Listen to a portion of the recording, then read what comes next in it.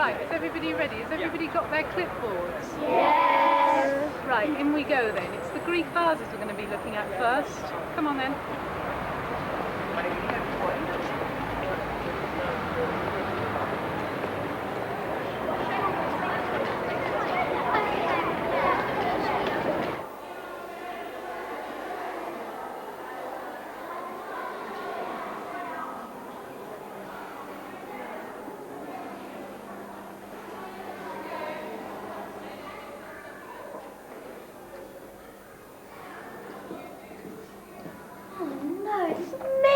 Of them. We'll never find the ones we want.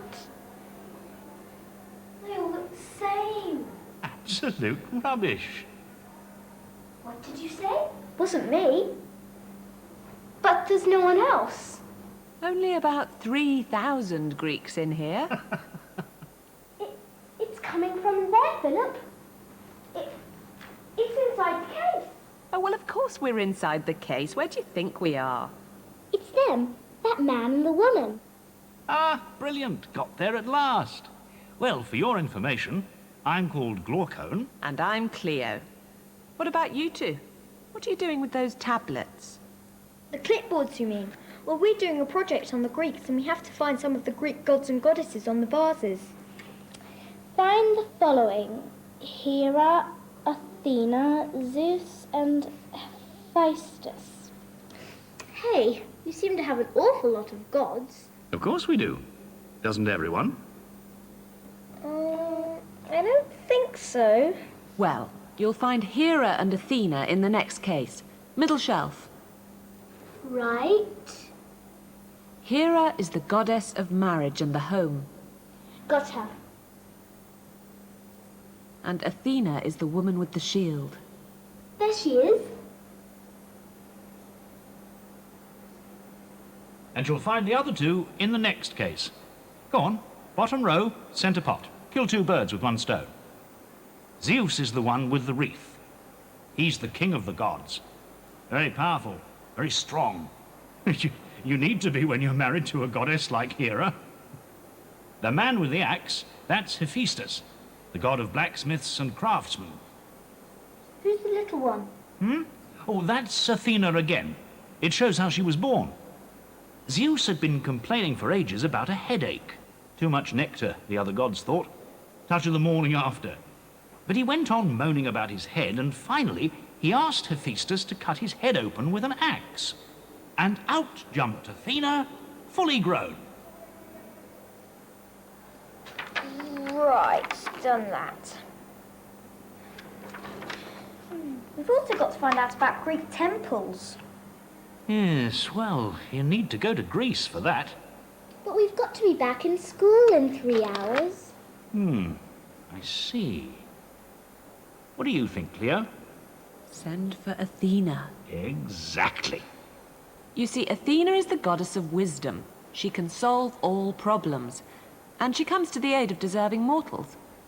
They look pretty deserving mortals to me, wouldn't you say, Glaucon? Oh, yes, very deserving. So have a look at that picture of Athena. Can you see her shield? Yes. Well, watch carefully.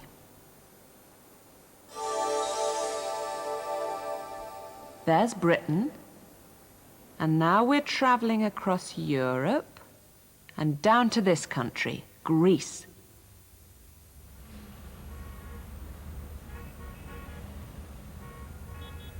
The most famous city in Greece is called Athens. It's Athena's favorite city, and right above the city is her own temple, the Parthenon. The gods were thought to live on Mount Olympus, but they also had their own temples, places where people went to worship them. And the Parthenon is probably the most famous of them all.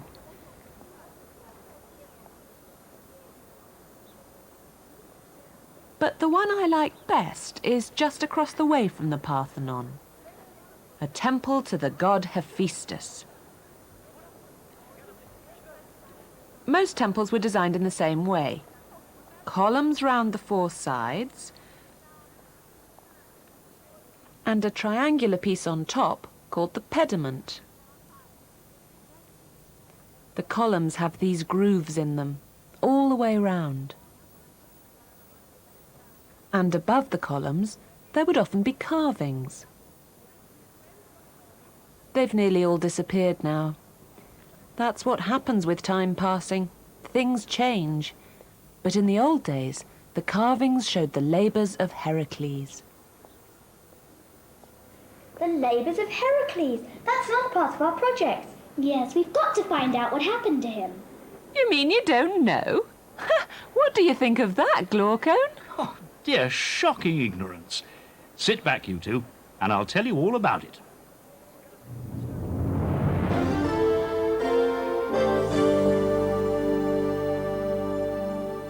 Zeus, the king of heaven, knew all things.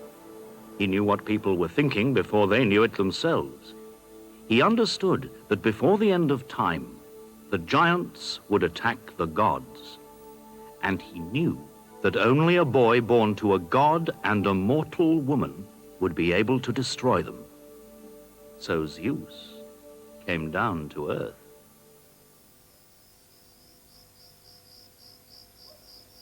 It was a summer night. Gods slept. Humans slept.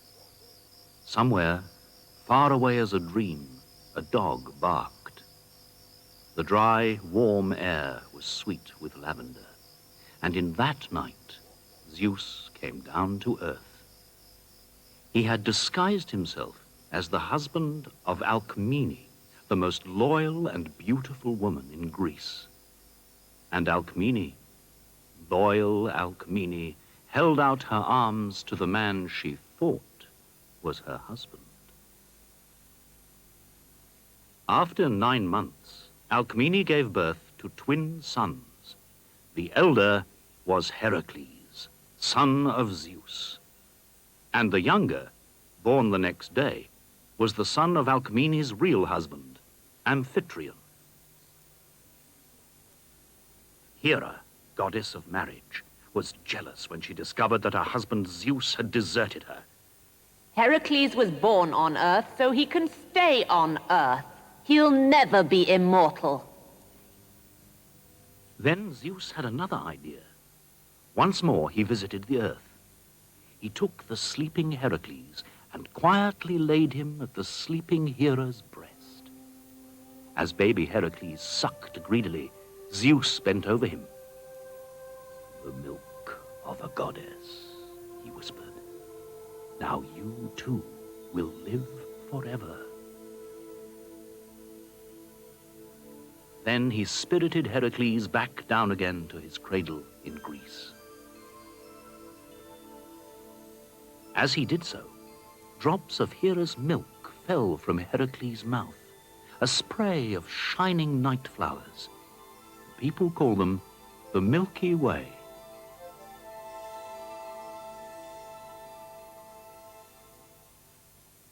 When Hera discovered what had happened, she was so angry she decided to destroy Herakles. One night, when Herakles and his brother were 10 months old, she sent a pair of poisonous snakes to their nursery. When Herakles' brother awoke, he saw the snake's yellow eyes and screamed.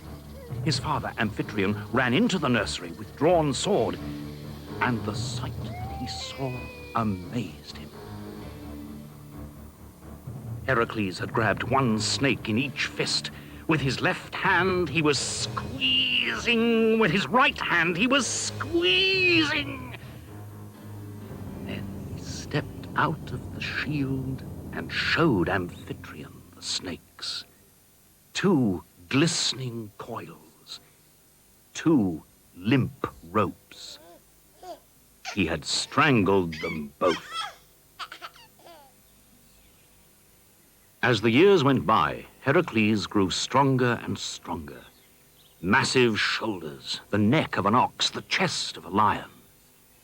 And high on Olympus, jealous Hera was watching. Hera, the sworn enemy of Herakles. She watched while Herakles married Megara, the daughter of a king. She watched while Megara bore him 6 children. And then, one fine summer day, She drove him mad.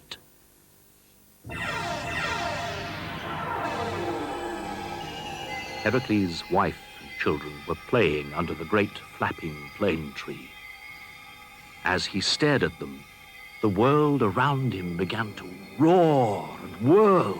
One by one, it seemed to him that his children were changing into hideous giants with wild, angry faces and greasy long hair and dragons' tails. And as the darkness descended on him, his great bow twanged.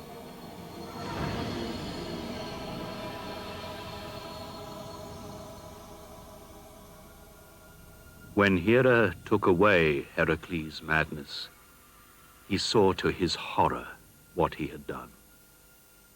All his family lay dead. He had killed his own wife and children.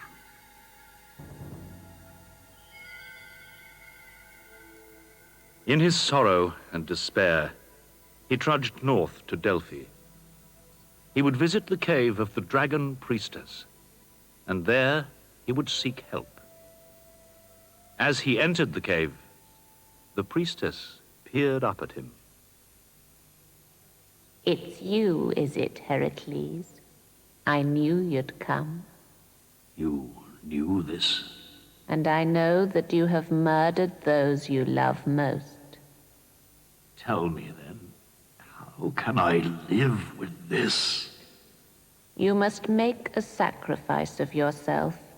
You must purify yourself. Serve the king of the Argives, your own cousin, Eurystheus. Eurystheus? That mouse? I despise him. You must serve him nonetheless for 12 long years. Because you slew your family, you must do whatever he asks of you. Sacrifice yourself, Herakles, and then your reward will be the greatest reward of all. The greatest of all. So Herakles left the cave of the priestess and set off for the court of his cousin Eurystheus at Tiryns. But before Herakles could reach him, Eurystheus had another visitor. The goddess Hera had come down from Olympus to whisper her poisoned thoughts into his ear.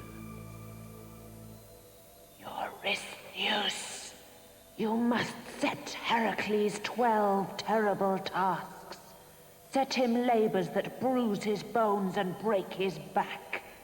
Do you hear me, Eurystheus? I want him dead.